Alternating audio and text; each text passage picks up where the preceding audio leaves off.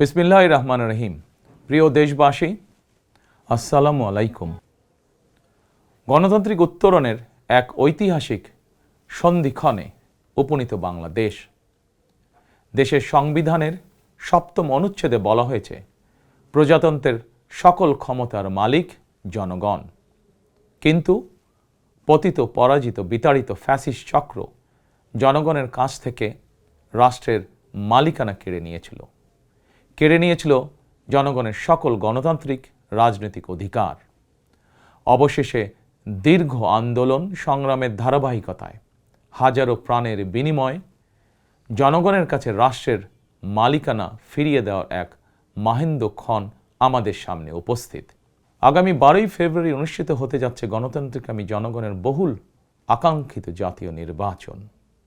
প্রিয় দেশবাসী, রাষ্ট্র, রাজনীতি এবং সরকারে জনগণের অধিকার প্রতিষ্ঠার এই শুভ সময় মহান আল্লাহর দরবারে শুকরিয়া আদায় করে আমি আপনাদের সামনে কয়েকটি কথা বলতে চাই। গণতান্ত্রিকামী জনগণের সামনে এমন একটি শুভ সময় হঠাৎ করেই আসেনি। এর জন্য বাংলাদেশ জাতীয়তাবাদী দল বিএনপি সহ গণতন্ত্রের পক্ষের সকল রাজনৈতিক দল এবং গণতান্ত্রিকামী জনগণকে দীর্ঘ ১.৫ দশকেরও বেশি সময় ধরে আন্দোলন সংগ্রাম করতে হয়েছে। ফ্যাসিবাদ বিরোধী এই ধারাবাহিক আন্দোলনে হাজার হাজার মানুষকে গুম, খুন, অপহরণ করা হয়েছিল। আয়নাঘর নামক এক বর্বর বন্দিখানা যেন হয়ে উঠেছিল জ্যান্ত মানুষের কবরস্থান। শুধুমাত্র ২০২৪ সালে ছাত্র জনতার ঐতিহাসিক গণ অভ্যুত্থানেই ১৪ শতাধিক মানুষকে হত্যা করা হয়েছে। আহত হয়েছেন কমপক্ষে ৩০,০০০ মানুষ। বাংলাদেশের জন্মযুদ্ধ থেকে আজ পর্যন্ত দেশে গণতন্ত্র এবং মানুষের অধিকার প্রতিষ্ঠার জন্য বিভিন্ন সময় যারা শহীদ হয়েছেন তাদের মাগফিরাত কামনা করছি। যারা আহত হয়েছেন তাদের প্রতি জানাই গভীর সহানুভূতি এবং সহমর্মিতা। হতাহতদের শোক সন্তপ্ত পরিবারের প্রতি জানাই গভীর সমবেদনা। প্রিয় দেশবাসী, ১৯৭১ সালের স্বাধীনতা অর্জনের যুদ্ধ, ১৯৭৫ সালের ৭ই নভেম্বরের আধিপত্যবাদ ও তাবেদার অপশক্তি বিরোধী বাংলাদেশ, ৯০-এর স্বৈরাচার বিরোধী আন্দোলন, শাপলা চত্বরের গণহত্যা কিংবা সর্বশেষ ২০২৪ সালের স্বাধীনতা রক্ষার যুদ্ধ, ইতিহাসের এমন প্রতিটি বাঁকে হাজারো লক্ষ মানুষ অকাতরে জীবন দিয়েছেন।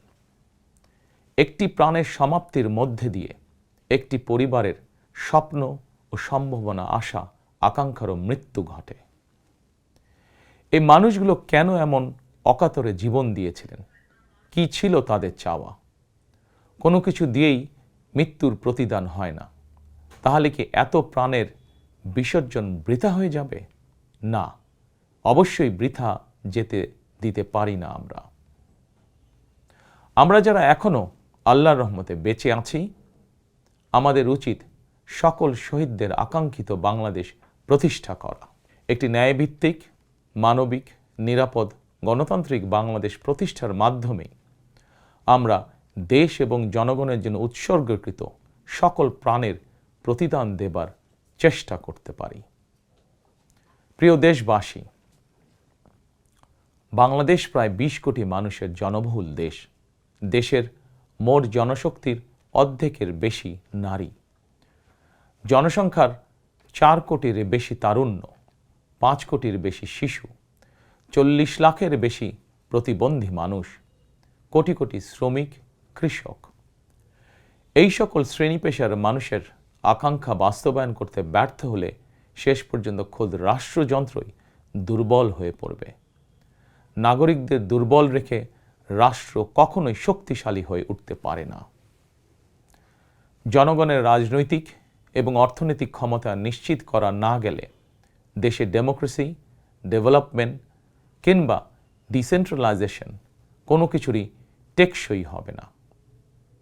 আমি মনে করি জনগণের রাজনৈতিক ক্ষমতায়নের পূর্ব শর্ত নাগরিকদের সরাসরি ভোটের অধিকার প্রয়োগের মাধ্যমে স্থানীয় পরিষদের মেম্বার থেকে শুরু করে জাতীয় সংসদ সদস্য পর্যন্ত প্রতিনিধি নির্বাচনের ক্ষমতা অর্জন, প্রতিটি নাগরিকের হারানো রাজনৈতিক ক্ষমতা পুনরুদ্ধারের জন্য আগামী 12ই ফেব্রুয়ারি নির্বাচন একটি বড় সুযোগ। প্রিয় দেশবাসী, এই উপলব্ধি এবং বাস্তবতাকে সামনে রেখে দেশের নাগরিকদের রাজনৈতিক এবং অর্থনৈতিক ক্ষমতা নিশ্চিত করার লক্ষ্যে ইতিমধ্যেই বিএনপির নির্বাচনী ইশতেহার ঘোষণা করা হয়েছে। প্রতিটি সেক্টর এবং প্রতিটি শ্রেণী পেশার মানুষকে লক্ষ্য করে একটি স্বনির্ভর বাংলাদেশ বিনির্মাণের জন্য আমরা আমাদের পরিকল্পনা সাজিয়েছি। বর্তমান প্রজন্মের সামাজিক, অর্থনৈতিক, রাজনৈতিক অধিকার পুনর্বহাল এবং ভবিষ্যৎ প্রজন্মের জন্য একটি নিরাপদ মানবিক বাংলাদেশ প্রতিষ্ঠার লক্ষ্য নিয়েই চূড়ান্ত করা হয়েছে বিএনপির সকল পরিকল্পনা।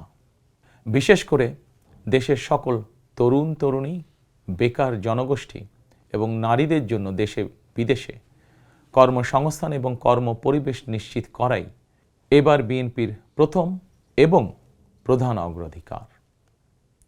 আমি ইশতেহারে উল্লেখিত কয়েকটি বিষয় খুব সংক্ষিপ্তভাবে আজ আবারও দেশবাসীর সামনে তুলে ধরতে চাই।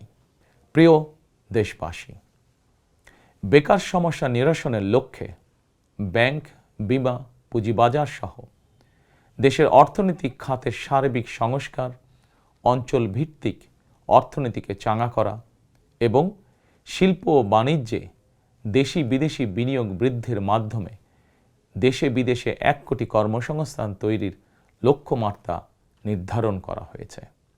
এভাবে পর্যায়ক্রমিকভাবে 1 কোটি কর্মসংস্থান তৈরির লক্ষ্যমাত্রা অর্জনের জন্য কয়েকটি সেক্টরকে বিশেষভাবে চিহ্নিত করে নতুন কর্মসংস্থান তৈরির উপায় এবং কর্মকৌশল নির্ধারণ করা হয়েছে। এরই অংশ হিসাবে দেশব্যাপী কারিগরি এবং ব্যবহারিক শিক্ষা প্রদানের মাধ্যমে বেকার জনগোষ্ঠীকে দক্ষ জনশক্তিতে রূপান্তরিত করা হবে। কলেজ, মাদ্রাসা, বিশ্ববিদ্যালয় বিনামূল্যে স্কিলস ডেভেলপমেন্ট, ফ্রিল্যান্সিং এবং আউটসোর্সিং প্রশিক্ষণ প্রদান করা হবে, যাতে করে বেকার যুবক কিংবা তরুণ তরুণীরা দেশে বিদেশে উচ্চ বেতনের চাকরির জন্য প্রস্তুত হয়ে সরাসরি কর্মক্ষেত্রে কর্মসংস্থানে যুক্ত হতে পারেন। প্রতিটি অঞ্চল ভিত্তিক স্থানীয়ভাবে বিখ্যাত এবং ঐতিহ্যবাহী পণ্যের উৎপাদন এবং বাজারজাতকরণের জন্য বিশেষ উদ্যোগ নেওয়ার প্রস্তুতি রয়েছে। স্থানীয় কুটির শিল্প ও এসএমই খাত বিকশিত করার জন্য সহজ এবং স্বল্প সুদে ঋণ সুবিধা দেওয়ার পরিকল্পনা আমাদের রয়েছে। বৈশ্বিক ই-কমার্স প্ল্যাটফর্মের পণ্য রফতানির লক্ষ্যে বেসরকারি শিল্প সম্প্রসারণ ও কর্মসংস্থান সৃষ্টির সহায়ক উদ্যোগ নেওয়ার পরিকল্পনা নেওয়া হয়েছে। সাইবার নিরাপত্তা, outsourcing, data processing, artificial intelligence, semiconductor সহ আইটি সেক্টরে নতুন শিল্প গড়ে তোলার পরিকল্পনা নেওয়া হয়েছে। এইসব সেক্টরে প্রতি বছর সরাসরি 2 লক্ষ এবং ফ্রিল্যান্সিং, ক্রিয়েটিভ ইন্ডাস্ট্রি ও কন্টেন্ট ক্রিয়েশনের মাধ্যমে পরোক্ষভাবে আরও 8 লক্ষ কর্মসংস্থান তৈরির লক্ষ্যমাত্রা নির্ধারণ করা হয়েছে। প্রিয় দেশবাসী, বিভিন্ন পরিসংখ্যান অনুযায়ী বর্তমানে দেশে বেকারের সংখ্যা 27 লাখের বেশি। এর মধ্যে প্রায় 9 লক্ষ রয়েছেন স্নাতক ডিগ্রিধারী উচ্চশিক্ষিত বেকার। এদের মধ্যে প্রায় 22% তরুণ তরুণী কোনো প্রকার শিক্ষা, চাকরি ও প্রশিক্ষণে সম্পৃক্ত নয়। এই বিপুল সংখ্যক বেকারের অধিকাংশই 15 থেকে 29 বছর বয়সী।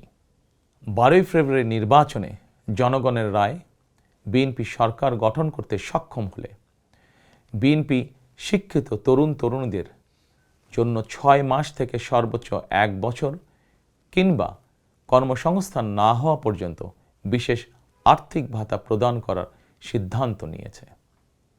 আমরা মনে করি এই বেকার ভাতা হয়তো একজন শিক্ষিত বেকারকে সে উদ্যোগে কর্মসংস্থান সৃষ্টির ক্ষেত্রে সক্ষমতা অর্জনেও সহায়ক ভূমিকা রাখবে। প্রিয় দেশবাসী, দেশের অর্ধেক জনশক্তির বেশি নারী শক্তিকে রাষ্ট্র, রাজনীতি, অর্থনীতির মূলধারার বাইরে রেখে দেশের অগ্রগতি সম্ভব নয়। দেশে প্রায় 4 কোটি পরিবার রয়েছে। যদি আপনারা বিএনপিকে রাষ্ট্রীয় পরিচালনার দায়িত্ব দেন, তাহলে আমরা এবার প্রথমবারের মতন দেশে প্রতিটি পরিবারের জন্য ফ্যামিলি কার্ড ইস্যু করার চূড়ান্ত সিদ্ধান্ত নিয়েছি। পরিবারগুলোর নারী প্রধানের নামে ফ্যামিলি কার্ড ইস্যু করা হবে। তবে প্রথম পর্যায়ে অর্থনৈতিকভাবে পিছিয়ে থাকা প্রান্তিক এবং নিম্ন আয়ের পরিবারকে সুরক্ষা দিতে ফ্যামিলি কার্ডে প্রতি মাসে 2,500 টাকা কিংবা সমমূল্যে নিত্য প্রয়োজনীয় খাদ্য সহায়তা দেওয়া হবে। ফ্যামিলি কার্ডের মাধ্যমে আর্থিক সহযোগিতার পরিমাণ, প্রয়োজন এবং বাস্তবতার নিরিখে পর্যায়ক্রমে বাড়ানো হবে। ফ্যামিলি কার্ডটিকে আমরা নারীর অর্থনৈতিক ক্ষমতায়নের প্রতীক হিসাবে মনে করি। প্রিয় ভাই ও বোনেরা, দেশনেত্রী মরহুমা বেগম খালেদা জিয়া নারী শিক্ষার উন্নয়নে দেশে স্নাতকোত্তর পর্যন্ত বিনা বেতনে শিক্ষার সুযোগ চালু করেছিলেন। আপনারা বিএনপিকে আবারও রাষ্ট্র পরিচালনার দায়িত্ব দিলে নারীদের বিনা বেতন শিক্ষা গ্রহণের সুবিধা অব্যাহত রাখার পাশাপাশি নীতি নির্ধারণে নারীর অংশগ্রহণ ও ভূমিকা বাড়ানো হবে। নারী উদ্যোক্তাদের আর্থিক ও দক্ষতা উন্নয়নে বিশেষ সহায়তা প্রদানের পাশাপাশি আনুষ্ঠানিক খাতে নারী কর্মসংস্থান বৃদ্ধি করার পরিকল্পনা আমাদের রয়েছে। উপজেলা পর্যায়ে বিশেষায়িত নারী কল্যাণ কেন্দ্র প্রতিষ্ঠা করার পরিকল্পনা আমাদের রয়েছে। স্বাচ্ছন্দ্যে চলাফেরা নিশ্চিত করতে শুধুমাত্র নারীদের জন্য বিশেষায়িত ইলেকট্রিক পরিবহন চালু করা হবে। কর্মপরিবেশ নিশ্চিত করতে কর্মস্থলে ডে কেয়ার ও ব্রেস্টফিডিং কর্নার স্থাপন করা হবে। এছাড়া বিশেষ করে রাজধানী ঢাকা সহ বিভাগীয় শহরগুলোতে কয়েকটি নির্দিষ্ট স্থানে হাইজিনিক বাথরুম নির্মাণের পরিকল্পনা আমাদের রয়েছে। আমাদের সমাজের নারীরা নানাভাবে হয়রানি এবং সহিংসতার শিকার হন। বর্তমান সময়ে নারীর প্রতি সাইবার বুলিং উদ্বেগজনক রূপ নিয়েছে। বুলিং সহ নারীর প্রতি যে কোনো ধরনের সহিংসতা বন্ধে কঠোর আইন প্রয়োগের পরিকল্পনা এবং সিদ্ধান্ত আমাদের রয়েছে। নারী নির্যাতন ও ধর্ষণের বিরুদ্ধে দৃষ্টান্তমূলক শাস্তি নিশ্চিত অবশ্যই ইনশাআল্লাহ করা হবে। প্রিয় দেশবাসী, সময়ের সাথে সাথে অর্থনীতির নানা খাত বাড়লেও দেশের অর্থনীতি এখনো মূলত কৃষি নির্ভর। বিএনপি বিশ্বাস করে কৃষকের স্বার্থ রক্ষার অর্থ দেশের স্বার্থ রক্ষা। এজন্যই আমরা বলি, বাঁচলে কৃষক বাঁচবে দেশ। এই উপলব্ধি থেকেই আমরা কৃষকদের স্বার্থ রক্ষার জন্য কৃষকদের জন্য ফার্মার্স কার্ড ইস্যুর উদ্যোগ নিয়েছি।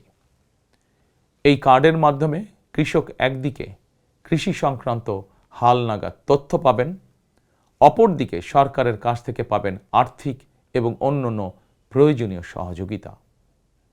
দেশে কোটি কোটি কৃষক শ্রমিক রয়েছেন, অধিকাংশই কর্মক্ষম। কর্মক্ষম কৃষকদের জন্য একদিকে যেরকম কর্মসংস্থান প্রয়োজন, অপরদিকে প্রয়োজন তাদের শ্রমের ন্যায্য মজুরি এবং নিরাপদ কর্মপরিবেশ। আমরা মনে করি কর্মক্ষম এই জনশক্তির শ্রমই হতে পারে বাংলাদেশকে পুনরায় স্বনির্ভর ও সমৃদ্ধ বাংলাদেশে রূপান্তরের চাবিকাঠি। এ কারণেই আমরা বলি, করব কাজ, গড়ব দেশ, সবার আগে বাংলাদেশ। তাই আমরা আমাদের কর্ম পরিকল্পনায় কৃষকদের স্বার্থ রক্ষায় সর্বাধিক গুরুত্ব দিয়েছি। প্রিয় দেশবাসী, আমাদের জনসংখ্যার একটি বিপুল অংশ স্কুল, কলেজ, মাদ্রাসা এবং বিশ্ববিদ্যালয় শিক্ষার্থী। জ্ঞান, বিজ্ঞান আর তথ্য প্রযুক্তির এই বিকাশমান বিশ্বে বাংলাদেশের কোটি কোটি শিক্ষার্থী, এইসব তরুণ তরুণীরাই বদলে দিবে আগামীর বাংলাদেশ। তবে একাডেমিক শিক্ষার স্তরের সর্বোচ্চ ধাপে পৌঁছার এই যাত্রা পথে লক্ষ লক্ষ শিক্ষার্থী কিন্তু বিভিন্ন পর্যায়ে ড্রপ আউট হয়ে যান। নানা বাস্তবতায় ড্রপ আউট হয়ে যাওয়া শিক্ষার্থীদের তালিকায় বিশ্বের যে কয়েকটি দেশ শীর্ষস্থানে রয়েছে, বাংলাদেশ তার অন্যতম।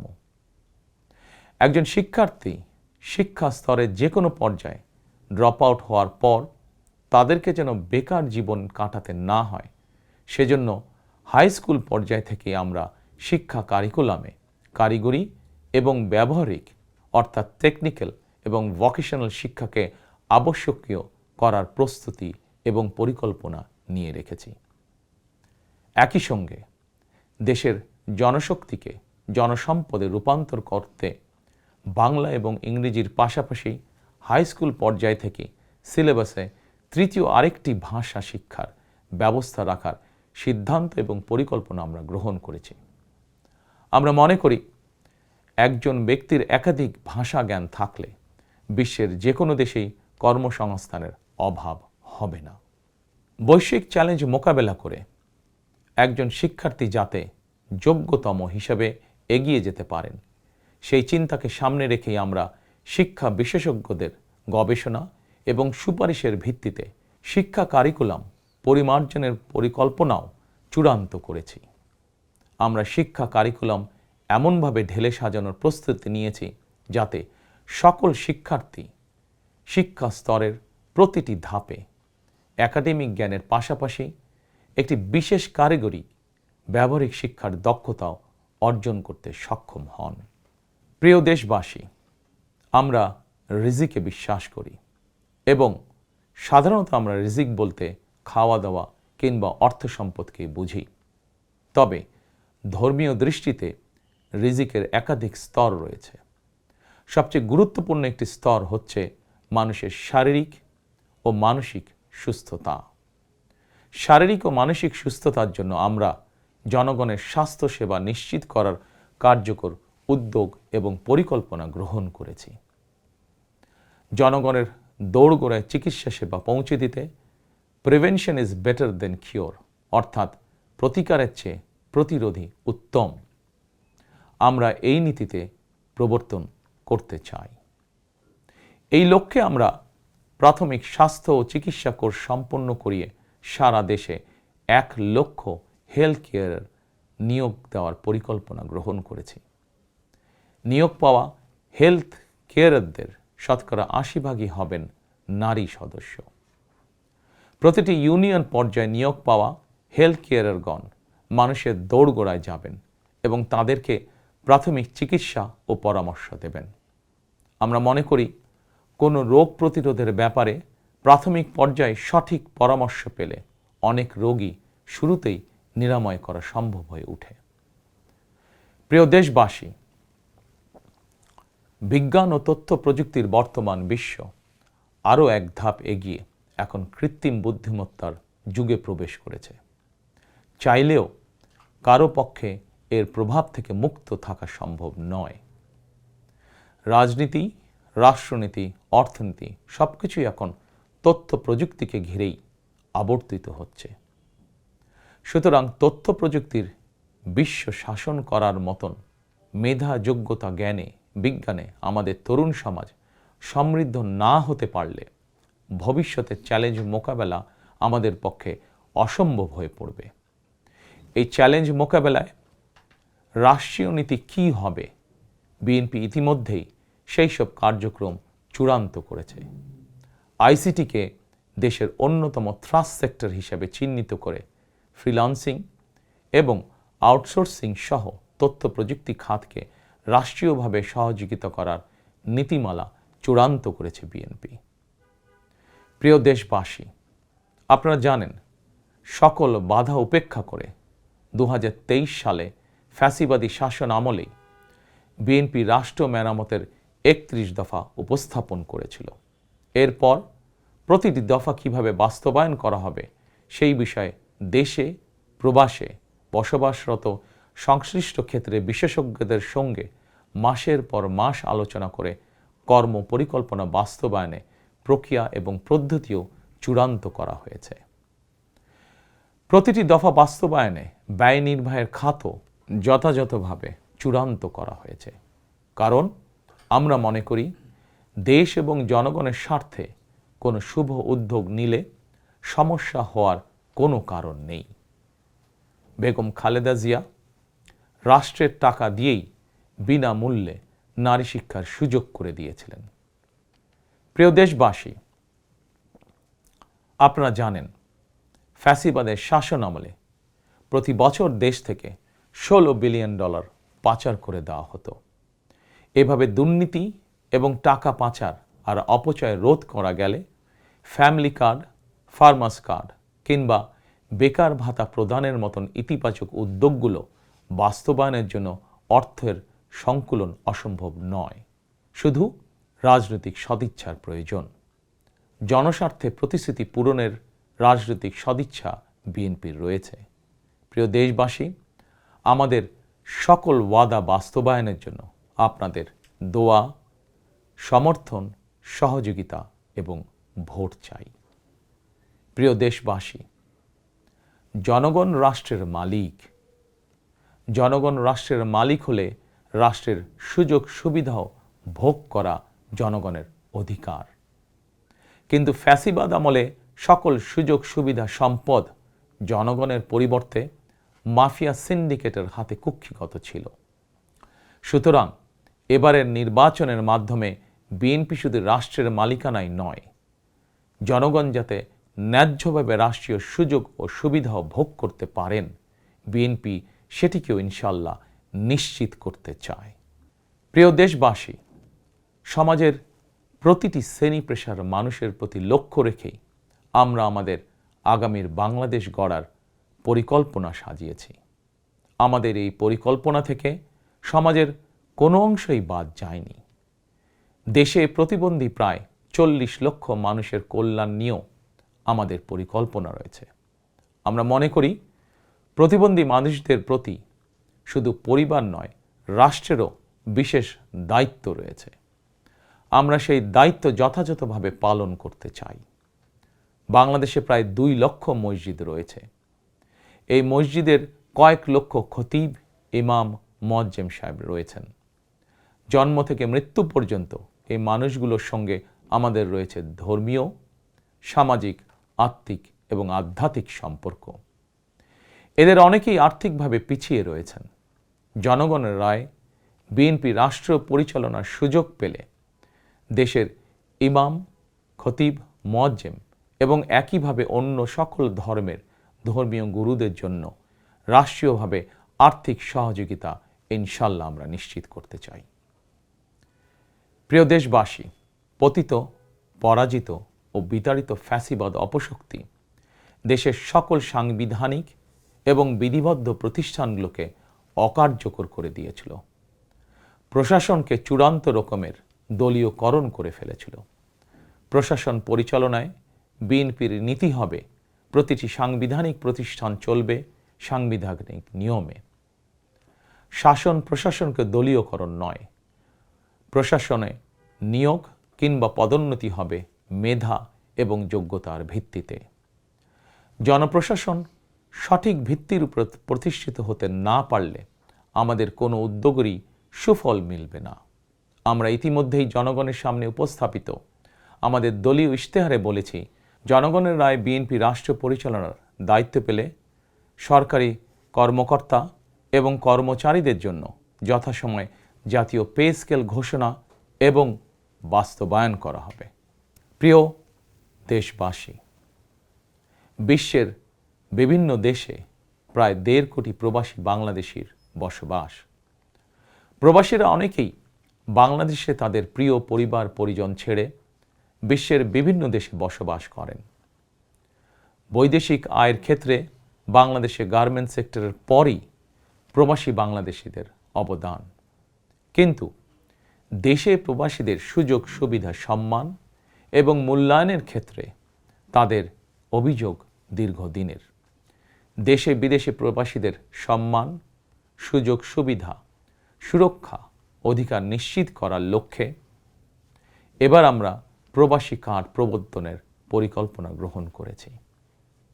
এই কার্ডের মাধ্যমে দেশে প্রবাসীদের অর্থনৈতিক বিনিয়োগ সুরক্ষা এবং বিমানবন্দরে তাদের হয়রানি বন্ধসহ কয়েকটি সুবিধা বিদ্যমান থাকবে ইনশাআল্লাহ। দক্ষ বাংলাদেশি শ্রমিক বিশ্বের কোনো দেশে কাজের নিশ্চয়তা বা অফার পেলে বিদেশে কর্মস্থলে যোগদানের জন্য তাদেরকে যাতে দেশে তাদের জায়গা জমি বিক্রি করতে না হয়, এজন্য রাষ্ট্রীয়ভাবে তাদেরকে সহজ শর্তে ঋণ সুবিধা দেওয়ার পরিকল্পনা আমাদের রয়েছে। প্রিয় দেশবাসী, বাংলাদেশের 90% বেশি মানুষ মুসলমান। মহান আল্লাহর দরবারে আমাদের সকলের একটাই প্রার্থনা, রব্বানা আতিনা ফিদ দুনিয়া হাসানাতান ওয়া ফিল আখিরাতি হাসানাতান ওয়া কিনা আযাবান নার। হে আল্লাহ, আমাদেরকে দুনিয়াতে কল্যাণ দাও, আখিরাতে কল্যাণ দাও, দোজখের আগুন থেকে বাঁচাও। শহীদ প্রেসিডেন্ট জিয়াউর রহমান সংবিধানে সর্বশক্তিমান আল্লাহর উপরে পূর্ণ আস্থা ও বিশ্বাস, এই কথাটি সন্নিবেশিত করেছিলেন। কিন্তু তাবেদার সরকার সংবিধান থেকে এই কথাটি বাদ দিয়েছিল। আল্লাহর রহমতে আগামী 12ই ফেব্রুয়ারি নির্বাচনে জনগণের রায় বিএনপি পুনরায় রাষ্ট্র পরিচালনার দায়িত্ব পেলে সর্বশক্তিমান আল্লাহর উপর পূর্ণ আস্থা ও বিশ্বাস, এই কথাটি সংবিধানে পুনরায় সন্নিবেশিত করা হবে ইনশাআল্লাহ। প্রিয় দেশবাসী, আমাদের এই ধর্মীয় বিশ্বাস এবং মূল্যবোধের বিরুদ্ধে বিভিন্ন সময় সামাজিক রাজনৈতিক আগ্রাসন চালানোর অপচেষ্টা হয়েছিল। অপরদিকে দেশ বরেণ্য অনেক আলেম ওলেমা সোচ্চার কণ্ঠে বলেছেন, কেউ কেউ স্রেফ দলীয় স্বার্থ হাসিলের জন্য ধর্মের অপব্যাখ্যা করে বিশ্বাসী মুসলমানদেরকে বিভ্রান্ত করারও অপচেষ্টা চালাচ্ছে। সুতরাং সকল বিশ্বাসীদের প্রতি আহ্বান, কেউ যেন বিশ্বাসী মুসলমানদেরকে বিভ্রান্ত করতে না পারে সে ব্যাপারে আমাদের সকলকে সতর্ক থাকতে হবে। বিএনপি এমন একটি নিরাপদ বাংলাদেশ গড়তে চায় যেখানে মুসলমান, হিন্দু, বৌদ্ধ, খ্রিস্টান, বিশ্বাসী, অবিশ্বাসী কিংবা সংশয়বাদী, পাহাড়ে কিংবা সমতলে বসবাসকারী প্রতিটি নাগরিক নিরাপদ থাকবে। 1971 সালের স্বাধীনতা যুদ্ধ সময় কে কোন ধর্মের এটি কোনো জিজ্ঞাসা ছিল না। 2024 সালের স্বাধীনতা রক্ষার যুদ্ধেও কে কোন ধর্মের, কার কি ধর্মীয় পরিচয়, এটি কোনো জিজ্ঞাসা ছিল না। আমরা মনে করি ধর্ম যার যার, রাষ্ট্র সবার। প্রতিটি ধর্মের মানুষ নিজ নিজ ধর্মীয় বিশ্বাস এবং রীতি অনুযায়ী যার যার ধর্ম পালন করবেন। এটি একটি আধুনিক সভ্য সমাজের রীতি। সকল নাগরিকের শান্তি এবং নিরাপত্তা নিশ্চিত করা রাষ্ট্রের দায়িত্ব। ধর্ম যার যার, নিরাপত্তা পাবার অধিকার সবার। প্রিয় দেশবাসী, দেশের গত 55 বছরের ইতিহাসে এটি বারবার প্রমাণিত হয়েছে, দেশের গণতান্ত্রিকামী জনগণ তাদের স্বাধীনতা হরণকারী স্বৈরাচার, ধর্মীয় চরমপন্থা কিংবা উগ্রবাদ কোনোটিকেই পছন্দ করে না। নিজ নিজ ধর্মীয় বিশ্বাস এবং সংস্কৃতি বজায় রেখেই যাতে আমরা সকলে মিলেমিশে একটি নিরাপদ বাংলাদেশ গড়তে পারি, এ লক্ষ্যেই স্বাধীনতার ঘোষকের যুগান্তকারী রাজনৈতিক দর্শন ছিল বাংলাদেশি জাতীয়তাবাদ। দল, মত, ধর্ম, বর্ণ নির্বিশেষে এই বাংলাদেশ আমাদের সবার। আমরা সবাই বাংলাদেশী। প্রিয় দেশবাসী, দেশের জনগণের সমর্থনে বিএনপি অতীতে বহুবার রাষ্ট্র পরিচালনার সুযোগ পেয়েছে। স্বাধীনতার ঘোষক জিয়াউর রহমান রাষ্ট্র পরিচালনার দায়িত্ব পেয়ে দেশকে স্বনির্ভর বাংলাদেশ হিসাবে গড়ে তুলেছিলেন। বাংলাদেশের স্বার্থের পক্ষে থাকার কারণেই তাকে শাহাদাত বরণ করতে হয়েছে। আমার মা মরহুমা বেগম খালেদা জিয়া, যাকে বাংলাদেশের জনগণ অর্থাৎ আপনারাই দেশনেত্রী উপাধি দিয়েছিলেন, তিনি কখনোই আপনাদের সম্মানের অমর্যাদা করেননি। জীবনের শেষ বয়সে এসেও তিনি জেল জুলুম বরণ করেছেন, কিন্তু বাংলাদেশের স্বার্থের সঙ্গে আপোষ করেননি। সন্তান হিসাবে আমি জানি তার কাছে অনেক প্রস্তাব এসেছিল। তিনি চাইলেই সেই প্রস্তাব গ্রহণ করে জেল জুলুম এড়িয়ে বিদেশে চলে যেতে পারতেন, কিন্তু তার হৃদয় জুড়ে ছিল বাংলাদেশ। দেশের স্বাধীনতাপ্রিয় গণতন্ত্রকামী জনগণের বিশ্বাস ছিল খালেদা জিয়া জালিমের কারাগারে থাকলেও তিনি তাবেদার অপশক্তির ভয়ের কারণ। খালেদা জিয়াও জনগণের বিশ্বাস এবং ভালোবাসার মর্যাদা দিয়েছিলেন। তিনি দেশেই থেকেছিলেন শেষ দিন পর্যন্ত। প্রিয় দেশবাসী, ফ্যাসিবাদ মুক্ত বাংলাদেশে আপসহীন নেত্রী বেগম খালেদা জিয়া দেশে পুনরায় গণতন্ত্রকে প্রাতিষ্ঠানিক রূপ দিতে চেয়েছিলেন, জনগণের অধিকার প্রতিষ্ঠা করতে চেয়েছিলেন। দেশের স্বাধীনতা প্রিয় গণতন্ত্রকামী জনগণের সামনে খালেদা জিয়ার আকাঙ্ক্ষা পূরণের সেই সময় উপস্থিত। আগামী 12ই ফেব্রুয়ারি রাষ্ট্র ও সরকারের জনগণের অধিকার প্রতিষ্ঠার দিন। দেশনেত্রী খালেদা জিয়া জনগণের চূড়ান্ত বিজয় দেখে যেতে পারেননি। প্রিয় দেশবাসী, সারা দেশের সকল ছাত্র জনতা, কৃষক, শ্রমিক, রিক্সা চালক, গার্মেন্টস কর্মী, ফুটপাতের হকার থেকে শুরু করে শিক্ষক, সাংবাদিক, শিল্পী, বুদ্ধিজীবী, পেশাজীবী, শ্রমজীবী, সরকারি বেসরকারি চাকরিজীবী, ব্যবসায়ী কিংবা শিল্প উদ্যোক্তা এবং দেশের সকল মায়েরা, বোনেরা, সবার কাছে আমার বিনীত আবেদন, আপনারা যারা শহীদ জিয়াকে ভালোবাসেন, দেশনেত্রী বেগম খালেদা জিয়াকে ভালোবাসেন, স্বাধীনতা ও গণতন্ত্রকে ভালোবাসেন, আগামী 12ই ফেব্রুয়ারি জাতীয় নির্বাচনে আপনারা ধানের শীষকে বিজয় করুন। ধানের শীষের বিজয়ের অর্থ বাংলাদেশের বিজয়। ধানের শীষের বিজয়ের অর্থ স্বাধীন, সার্বভৌম, তাবেদার মুক্ত বাংলাদেশ। প্রিয় দেশবাসী, শহীদ জিয়া আর দেশনেত্রী বেগম খালেদা জিয়ার সাফল্য যাত্রা অব্যাহত রাখতে আমি আমার দলের নেতাকর্মীদেরকে সঙ্গে নিয়ে বিএনপির রাজনৈতিক, সামাজিক, অর্থনৈতিক কর্মসূচিগুলো বাস্তবায়নের জন্য দীর্ঘদিন থেকে হাতে কলমে প্রস্তুতি নিয়েছি। 2001 সালে যখন আপনাদের সমর্থনে বিএনপি রাষ্ট্র পরিচালনার দায়িত্ব পালন করেছিল, আমি তখন সরকারের অংশ হইনি। তবে বিএনপির একজন কর্মী হিসাবে সারা দেশে প্রতিটি জেলা, উপজেলা, গ্রাম, নগর, বন্দরে ঘুরেছি। আপনাদের স্থানীয় সমস্যাগুলো, সম্ভাবনাগুলো জানার, বোঝার চেষ্টা করেছি। পরিস্থিতির কারণে বিদেশে থাকতে বাধ্য হলেও হৃদয়, মন, সত্তা জুড়ে ছিল বাংলাদেশ, বাংলাদেশের জনগণ। আমি তাই বিদেশে অবস্থানকালীন সময়েও দেশের প্রতিটি এলাকায় আপনাদের সঙ্গে যোগাযোগ রাখার চেষ্টা করেছি।